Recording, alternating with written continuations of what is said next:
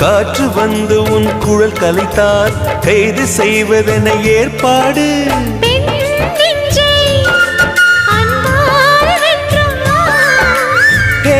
ராணி அந்த இந்திரலோகத்தில் நான் கொண்டு தருவேன் நான் ஒரு பூவீதம் உன் அன்பு அது போதும்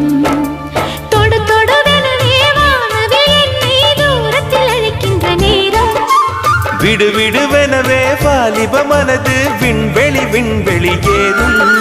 மன்னவா ஒரு கோயில் போய் இந்த மாளிகை எதற்காக